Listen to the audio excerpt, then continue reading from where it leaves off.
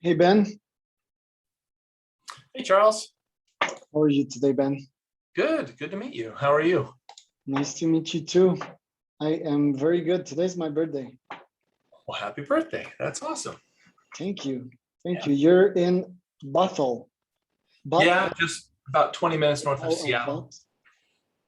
Well, yeah, Bothell. About 20 minutes north of Seattle in the Northwest. Nice. Well, Yeah. if Bot Apocalypse ever happened, well, that would kind of look like the name we would give it, right? Bot Hell. Yeah. Um, so Washington. Okay, so that's like another state. Okay, cool. Yeah. I'm gonna Google Map that. Where are you at? I'm in Mexico right now. I'm in Guadalajara. Oh, wow. Cool. Yeah, I was here for a Spartan race that never happened. Unfortunately, we like came here and yeah, it's not happening. But it's a pretty cool city. I've been there before. It's like the second largest city in Mexico, and there's everything you'd expect in a city here. Oh, nice. Did you have to quarantine a long time or anything like that before prepping for a No, race that didn't happen? Okay, well, that's good. no. Fortunately, they don't have that in Mexico. In Canada, there's a lot of that. When we were there a couple months ago, there, yeah, was the quarantine stuff, the can't go out after 9 stuff, and yeah, Yeah, it's not nice, you know. for sure. You heard about the podcast? You know what to expect? No, I just love talking sales. I've been doing it for 10 years with Richter. So I Yeah, thought I would just, hey, nothing wrong with chatting with somebody about this kind of thing. I have the same disease, so that should be easy going. Basically, it's sales conversation, SDR stuff, your VP sales. I am very much of a VP sales minded person too. That's kind of what I do here at TopLeads, apart from being CEO. So, I mean, if you're ready, we can just roll into it. I'd ask you, questions about your role, your background, and tips. It's mostly focused on SDRs, but I mean, we can talk about account management and closing and all that too. Yeah, however you want to steer it, I'll do my best. I'll contribute anything I can, and glad to be part of the conversation. Okay, cool. So Ben, nice to have you here today. Can you start by introducing yourself and your role at Ritcher Media Group? Yeah, Richter, like the Richter scale is how we do it, and so I'm VP sales here at Richter. When I started out, I started here about 10 years ago now. Yeah. And I was allergic to sales, couldn't really have money, couldn't really accept money for almost anything, like had nothing myself, was really, really at the bottom of the scale of almost all Yeah. things in life. And Yeah. so that's where I started out. Because I'm checking your LinkedIn profile here. So you did a master of philosophy with branching in ethics, which is really interesting, by the way, and which can open lots of doors, even like professional ones, but not if you have that on a CV. I started, like in political science in university. Then I went in business, but Here's the stuff they Leviathan by Thomas Hobbes and Jean-Jacques Rousseau, the social acquaintance, like all these great guys, Plato, and that kind of opened me so many doors. But if I would have gone down, professional path with it, which I tried initially, and I started in sales, the point is that I didn't have a lot of options when it started, other than sales, because I had great personality. Was that the case with you too, or? Yeah, I mean, for me, it was, I just went from job to job. I mean, my dad's a carpenter, he builds houses. So I hauled lumber, I did gardening. I did little administrative work. I did just about anything. And then a friend suggested I do sales because I like to communicate and I can think a little, critical thinking came from the philosophy background. And I was like, I don't think I'd really be good at that, but okay. And then it just sort of took off from there and became very enjoyable and very fun after getting over a few emotional humps, where you have to like put yourself out there and be on the phone and talk to people you never met about business that you know nothing about, sort of thing. The classic. So were you like only 100% commission when you started, or what was the hustle initially? Yeah, I mean, it was very small base. It was about minimum wage basically, plus plus commission on top of that. And I mean, at the time, like I remember I just obsessed about closing at least my wage every week, which of course, you look at your wage, it actually costs more than your wage to have you there. But I didn't know anything. I'm just sort of ignorant, right? I'm just like, yes, I made like $400, $1,000. I'm so glad I deserve to be here for another week, sort of thing. Turns Same out for me. like, yeah. Same for me. Like, I mean, I was picking up the phone, making 200 calls a day, calling engineers, architects to sell them LED lights. This kiddo with no any technical, nor did I have any soft skills at that time. So it was very awkward. English is not English is not my first language, and I had to pick up the phone and call with this French accent, and that was really out of the comfort zone. And I think in 3 months I sold like $400, So obviously I did other things there, but like this, I mean, we were hypothesizing on a bunch of things, if it was my voice or anything, and God knows that this is not true. Like nowadays I could sell ice to Eskimos, but I don't want to do that, obviously, because there's the ethics part and so, which is why your ethics background is pretty cool. Let me ask you this right now, like how does this ethics background serve you in sales right now? Yeah, for me it really comes, I mean, it blends well with, in my view, a correct sales culture, which should be service and help. Okay. And it should be focused on that. I love commissions. I love the life sales has afforded me. But if I think first about my client, and first I have duty to client, I have duty to Richter, and I have duty to family. And if I take care of those duties, then I will be rewarded, is what it turns out. That's my experience. So the ethics really comes into like, I'm not here to just make a sale. I'm not here to just get cash. I'm here to fulfill a duty to those areas. And what are your values as a human being? Like, I mean, you described it in a pretty nice way. So family, there's Ben also, and there's Richter. So what are the values that intersect on the 3 levels? Well, it's good to have, I have my wife, and it's good to have agreement between all those different facets of life. I don't really, I don't separate much in life in terms of like Richter is part of the whole thing. Like when we went on our honeymoon, at that time, I said, look, I need to work while we're on our honeymoon. And she said, you go do it. Like we sat by the pool in Vegas and I worked half days and I had to make my targets, and we had a great time. And she was like 100% supportive all the time. So like when in the evening, I've got to take a call from India or Hong Kong, and she's like, go do it. We have a son, he just turned 4. And so she handles logistics so I can do what I do. And it's very much you want these things to tie together, because if you try to separate them out or abuse even one area of them, like if you aren't great with the spouse or the better half or whatever, it's going to create a rocky situation, an instability. So the better you can stabilize and get everything agreeing, and it's just better all around. Life should be harmony. It should be harmonic. Yeah, exactly. Things should flow like water, Bruce Lee. Yeah.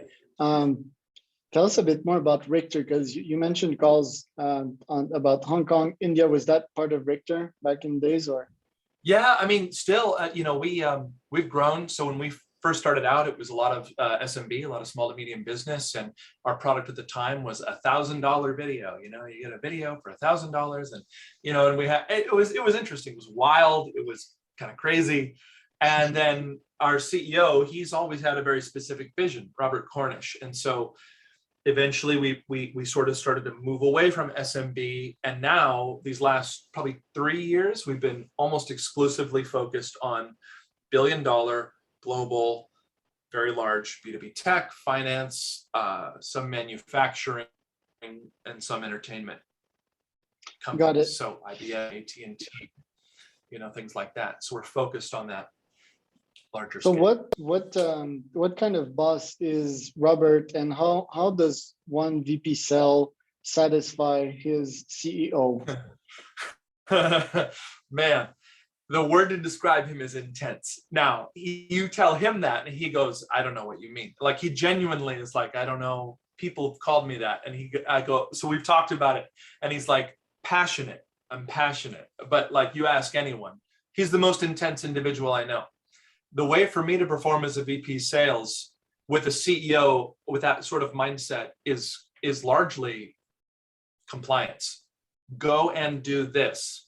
Yes, sir. I will go and do exactly what you said. I'm not going to go outside these guardrails. I'm going to go and do what you said. Because sometimes, I mean, like you're CEO, but you handle sales. He's CEO. He's a sales CEO, right? That's where his mind is. And so he's very experienced in the area, has taught me everything I know. So he goes and says, do something. I go and do that thing and we have success. So, Okay, got it. I mean, yeah. intensity is pretty much everything. Life is just energy, and if you go at war as a CEO, I will argue also that the best CEOs are wartime CEOs. The CEO position is not for peacetime people. I mean, if you don't grow, you kind of die, so like, this is a whole energy realm. And if you're not intense, if you don't push with enough energy, the wall's never going to fall. And, naturally in this business world, it's full of walls. It's only walls, actually. So it's not for people, that will hammer it with a pick, it's people that have tanks, and come in with full power, full energy. I'm a mixed martial arts practitioner, and I mean, if you go in the arena with a little bit of power and like a little bit of intensity, you're gonna get your ass whooped, so it's just, and when you watch like top fighters, like for example, Conor McGregor, very explosive, also very relaxed, that I wrote a post on that not so long ago, that you need to be playfully aggressive. If you're tense, if you go intense as well with lots of stress, it won't be as impactful. So yeah, I think that's the best type of CEO to have. I'm curious to know a bit more about your team.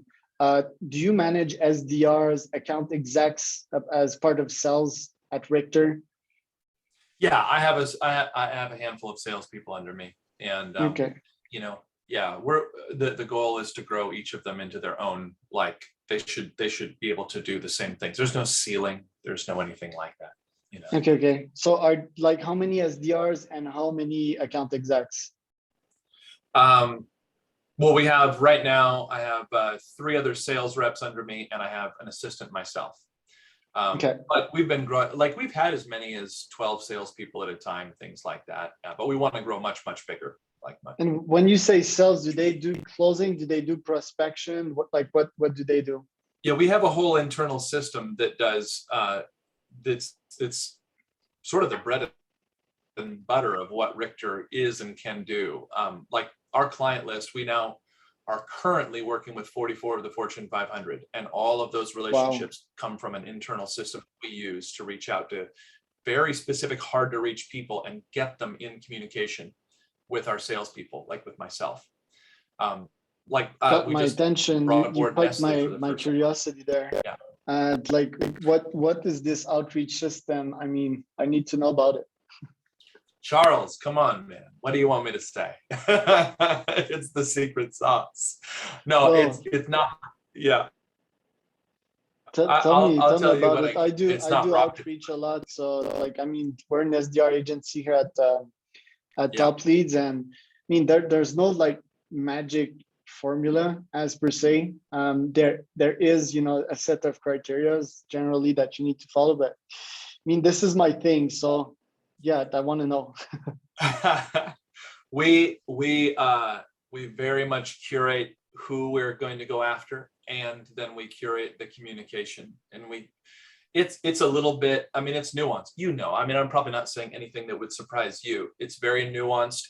You have to craft the communication to speak to a person.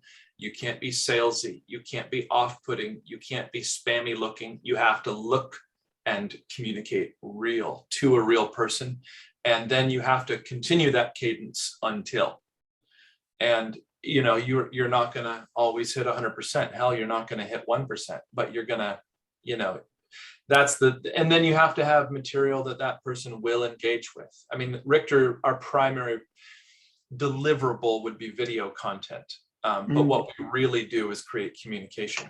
And that is what Ritcher communicates. We use aesthetics and communication to move people. And that's how we create our own relationships. And that's what we also sell to clients in relation to the sales journey itself. So we're creating content to populate the sales journey to help our clients move people through that sales journey or to engage them in the first place. So anything that we sell, we also do ourselves, and use ourselves to create those kinds of relationships. So it's finely crafted emails, very tested subject lines, video content that is really catered to an audience, and then deliberately done to a specific audience, not en masse, and often by hand, like white glove, like click send to an individual, that sort of thing. Yeah. Very personalized, very 1v1. So there's nothing like automated sequences. It's really like one SDR or slash BDR, and he researches probably 80% of the time and spend the rest of the 20 writing up on the research he did, correct? Yeah, that's right. That's right. And there's probably a handful on our team. Everybody's in-house. I don't see them in person because we largely work remotely. But I think there's 6 or 7 people that's what they do. And they create all the leads or reaches or whatever you want to call them.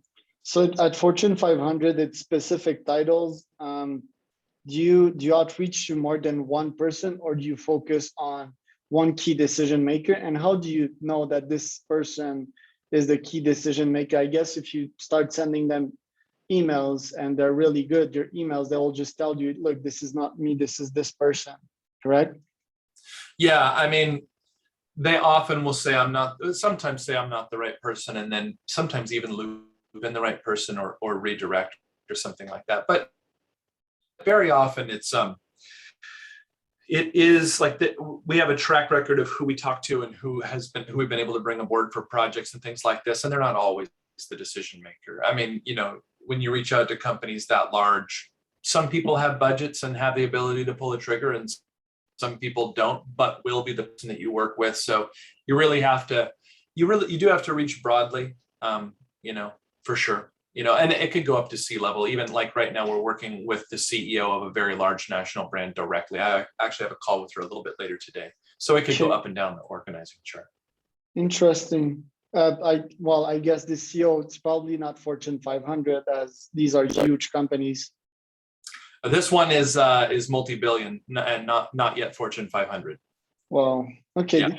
These are big accounts. So when you start crafting your communications, is it mostly email? Is it LinkedIn? Is it calls also? It's exclusively email to start until a person reaches back. And when the person reaches back, who takes the call? Do you take it, or do you have an account exec that take them? It goes directly to me, and it has been me the whole time. Right? They've reached out with my name and an email of mine. Okay. Do you have any plans to recruit account execs that would actually do that for you? Oh, like actually perform more outreach? No, because you have the outreach part done, right? I'm talking about the closing part. Oh yeah, absolutely. We would want, we definitely are open for more people to do that sort of thing. We've recently hired a couple of new account reps. You might say we call them salespeople, Okay. Yes, salespeople. Okay. And from what I'm getting of your strategy, which is very interesting, I think you start with the Fortune 500 list, and from there you get the decision makers, and from there you outreach those 500 on a yearly basis, I guess. and that's your job, and that's it. You focus on those, correct? Or Yeah, pretty exclusively. okay, you don't have a specific niche. Do you go like after tech, or do you A go lot of like tech. broad? A Okay, a lot lot of of tech. tech. Yeah. All Tech, right. finance, entertainment, manufacturing. What will make an SDR better than another? What are the core characteristics of a great SDR? Someone that will bring you meetings to the table. Oh, yeah, someone who doesn't take losses, someone who's tenacious, someone who forgets very easily what happened yesterday, someone with a Yeah. short memory. And Who doesn't really have any, they don't get upset by no or even weird communication. They just move past it. Yeah. Yeah. It's okay, mostly my mindset, what are the characteristics? And you can answer in terms of demographics, psychographics as well. What is a modern like SDR? Is he like a student? Is he a business student? Is he someone on his second job? Like what does a great SDR profile look like? That's tough, man. That's really tough because I don't really look at resume. Like I have an SDR right now who he's just like, he was in college and kind of just doing his thing, but like was very ambitious. And I knew his family, and I heard like he convinced some different people to loan him this money, and now he has a $30,000 truck. And like, I'm like, okay, cool. He can ask for this level of money. He's okay with it. He's responsible for it. He's paying his debts. He's doing his thing. Like there's a mindset about him. And so I talked to him, and he's like, I have big goals. I want to achieve this. So it's mostly mindset. I really don't limit who I want to talk to or say, they have schooling or they don't. I have, an advanced degree. So, someone might say, well, that's too in the intellectual arena or whatever. And this young man is just a savage. He's just a, a go-getter. Yeah. It really comes down to this. Like for me, the thing that allowed me to succeed at all was that just persistence. I never give up or stop ever under any circumstances. I was kind of like that too when I was younger. Well, very ambitious, and I would never give up. But would we agree that most are like young people, since like SDR roles are like base roles? That's where you start in the sales food chain. Yeah, that's usual. That's usual. Usually you can't, if you're going to start there, you can't have huge financial obligations right now. You have to unless you're just going to succeed instantly, which it's a challenge. Yeah, it's a challenge. I mean, there's this thing called sales cycle, and also there's this thing called the learning curve. So yeah, I think it takes time to meet the objectives as an SDR, and yeah, they need to be risk taker, for sure. Yeah. So like what type of commission can motivate an SDR? Would you go like hourly? Would you go full commission? Do you give bonuses? What type of payment would motivate an ambitious young SDR? Well, I mean, the main thing is that I think that's a motivating factor is, and I've seen like in some companies, they cap the person, like you can't make over a certain amount. I don't think it's a company's responsibility to pay for a salesperson's lifestyle. I've also seen salespeople paid quite large base fee, plus commissions and things, and it's like I just don't feel like it's the company's responsibility for that when the reward option is so much higher. So, I think that it should be like the person who's going to fit into a sales role is going to have to be someone who wants that situation, who prefers that situation of like less safety, more possibility. So would you go like with minimum per hour and then give a price per meetings booked and then another commission if the meeting is closed? Like technically, what's the best structure you've seen? I see. We don't have mid-step people. So when you say SDR, here's the way I think only. We have our team that generates leads and reaches, And then we have our sales reps who like, it's their responsibility to go and close these deals, to follow up, handle like discovery call, proposal review, selling and handling, asking, closing, logistics, finance, right? Re-sign. It's their responsibility. It's their kingdom. So I'm talking like one thing SDR, I'm talking about the first people that reach out, these frontline warriors that book meetings. Oh, I don't know much about that world on our side. I know that they exist. I know who they are. I talk to them maybe once a week. I talk to their senior probably once a day. So I don't know a heck of a lot about them. And how they're structured and how the pay works or how they're rewarded. I don't know much about it. So let's talk about these salespeople, as you call them, these account managers, these closers. Yeah. What type of payment structure would motivate these guys? Well, like I say, a minimum base, like a very low base, just a weekly pay, and then the right kind of person is gonna want the environment of like keep what you kill and go and win and conquer, sort of thing. Got it. And these salespeople, I guess they're a bit more senior people, probably their second or third job in terms of account management, correct? Sometimes, like the fellow I mentioned before, he worked in a motorcycle shop and now he works for Ritcher, and he'll probably have a career here. So, and he's young, Pretty interesting. What type of personalities do you look for in a salesperson? Is it going to be someone with more authority, with more knowledge, with some type of brain, some type of consultant? What type of personality would you look for in those people?